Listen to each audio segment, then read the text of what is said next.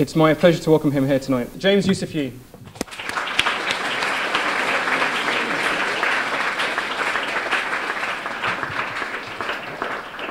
Thank you very much. It's really an honor to be here just to have that opportunity to share with people outside my own country my story and my experience, because it's relevant to the topic that's at hand today and the post 9/11 era and how our civil liberties have really been affected. But I want to start just by thanking really those who were really instrumental in inviting me here today and giving me that opportunity to be with you tonight. So thanks. Real quickly, a little bit more on my background. I'm a third-generation Chinese American, as you heard. I'm a graduate of West Point, but I come from a family that's rather rooted in the military. My younger brother is also a graduate of the academy. My other younger brother is an Army doctor. He's currently serving today on active duty as an Army doctor, and he's serving today in Iraq. And my father, who was also born in the U.S., also served in the military. He was drafted during World War II. So all of the men in my family have served in the military. And so part of what I talk to you today comes also from a military perspective.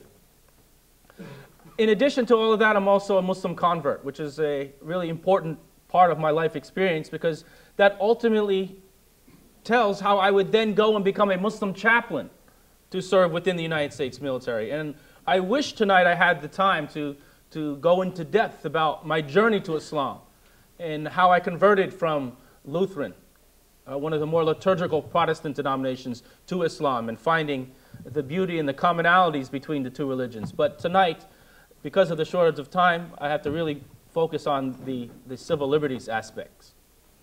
But jumping right to the story at hand, I was the chaplain who served down in Guantanamo in late 2002 and for most of 2003. And this was a time when a lot of the abuse that had occurred in Guantanamo was taking place.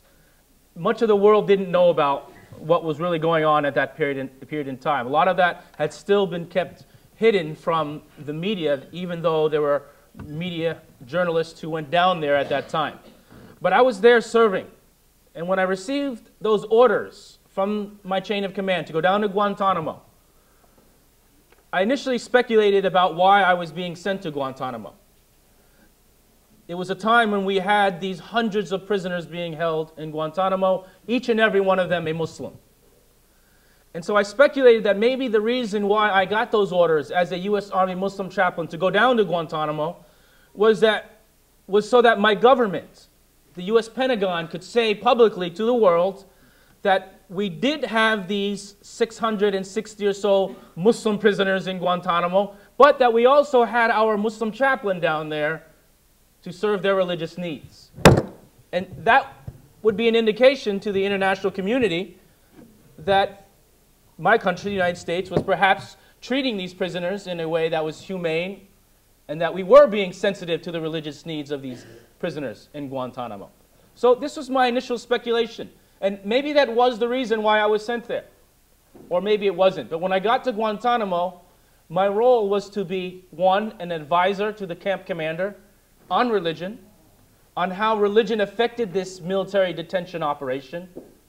But I was also, in a secondary role, a chaplain to all of the Muslims in Guantanamo. Not only these hundreds of Muslim prisoners, but I was also a chaplain to the many American Muslims who were down there.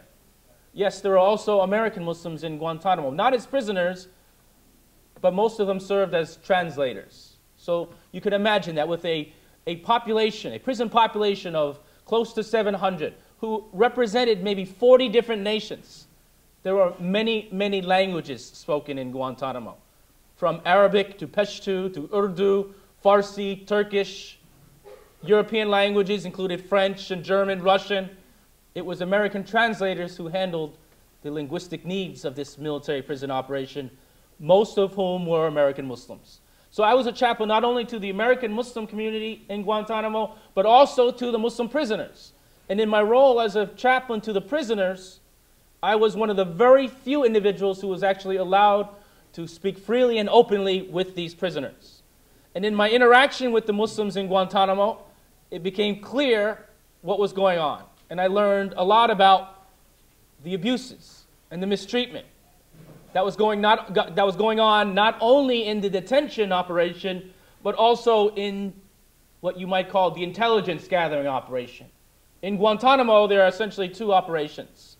A detention operation, which was run by military, police, and guards. They handle the everyday needs of the prisoners. Bring the prisoners their food, their meals, their change of clothes, escorting prisoners to recreation, showers, that kind of thing. That's the detention side of the operation. The other operation is the intelligence gathering operation, where you had a field of interrogators, both military and civilian, whose job was to extract information or intelligence, so to speak, from these prisoners if they might have any.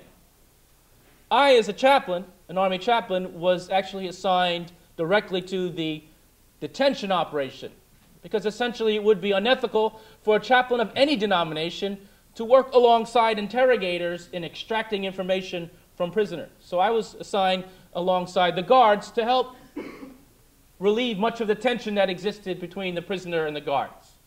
But in my role as a chaplain to the prisoners, I was able to gain a thorough understanding of what was going on inside those interrogation rooms, even though I was far removed. What was most disturbing to me as a chaplain was how I saw religion being used as a weapon. And because each and every one of these prisoners in Guantanamo was a Muslim, it was the use of Islam against these Muslim prisoners. And how is that being done? In 2005, we first heard publicly from Newsweek magazine, which reported that the Holy Quran was being desecrated down in Guantanamo. A news report which led to riots around the world, around the Muslim world. People got killed in these riots from the governments, which would then try and quell some of these riots, which happened because people were protesting when they heard that U.S. personnel in Guantanamo were desecrating the Quran. As the Muslim chaplain in Guantanamo, I can confirm that that was happening in many different ways, the desecration of the Quran, whether it was through guards who, when they searched the cells, recklessly threw the Qurans on the ground, or whether it was interrogators who took the Qurans into the interrogation room and in front of the shackled prisoner would slam it on the floor, stamp on it, kick it across the room, sit on it, or even urinate on it. This is what would upset the prisoners. And when this stuff happened, the prisoners would erupt in protest, in riots within the prison camp. They would, from within their own cage-like cells, bang on their steel doors and bang on their steel beds in protest of how the Holy Qurans were being desecrated. They got more extreme. They began hunger strikes. Some of the prisoners even attempted suicide in protest of how the Holy Qurans were being desecrated. It's important to understand that Muslims around the world consider the Quran to be the little words of God. In a Muslim's home, where do you find the Quran stored? On the highest shelf in one's home. It's never put anywhere that's dirty or filthy.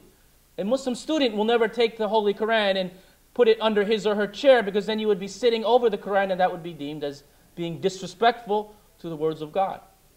And when you look at even other sister Abrahamic faiths, you find a similar respect and treatment of what's considered to be the words of God. Like when you go into a Jewish synagogue, where do you find the holy book? Under lock and key in what's maybe called the Ark. And that's done out of respect and reverence for what's considered to the Jewish community to be the words of God. In Islam, we have that same tradition of respecting what we consider to be the literal words of God. But in Guantanamo, you had the abuse and the desecration of the Quran being used as a pressure point to attack the prisoners. And to me, I saw this as being disturbing, because in our U.S. Constitution, we have embodied in the First Amendment the right to religious freedom, what's called the right to free exercise of worship. And when Americans look at our own history and look at those who first landed on what's known as Plymouth Rock, these people who came from Europe to the West, settled, and they were first looking for religious freedom.